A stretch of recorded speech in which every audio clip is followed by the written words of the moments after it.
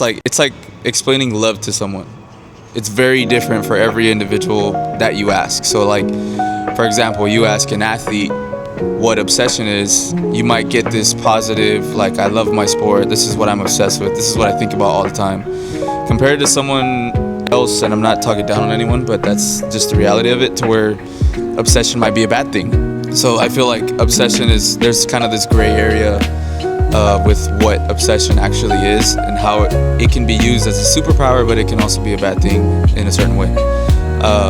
But obsession for me, like I told Marco earlier, is I feel like it's the gateway, basically the door to get towards your passion. Because eventually you get to a point where, whether you're a coach, whether you're an athlete, you almost have to become obsessed with what you're doing to figure out the details. Where basically the higher in the level you want to get to, the more details there are. And it's like what you thought you knew about something, you definitely didn't know, and then you have to learn more. It's this ongoing cycle of being obsessed with, like, changing what you thought you knew into something that you do know, and kind of getting perspective. And that's kind of what makes you obsessed, is you're trying to see so many different perspectives in what you're trying to learn or in your sport. And that's kind of what makes you crazy to some people, because they're like, dude, you think about this all the time. And it's like, I'm using what I'm doing right now is Olympic weightlifting, and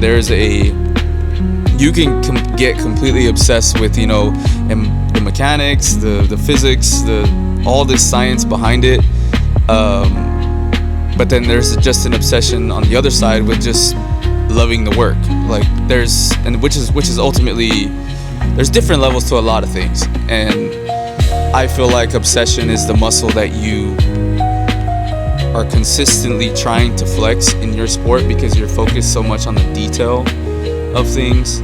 But then it's also like, you don't want to be too obsessed with too much detail, because then you're not doing the actual thing that you're doing.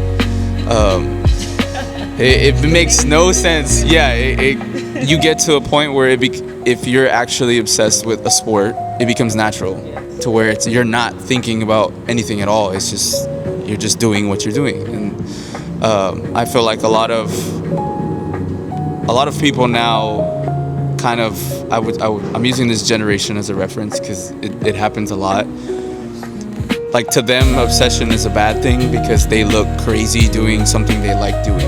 And it's like, that dims it now, because a lot of these kids are like, it makes them feel, man, I love this sport, I love doing this, I'm training all the time. And then you have the homies that are like, well, why do you gotta do that all the time? Why don't you just go do this? It's not that important, or it's not a big deal.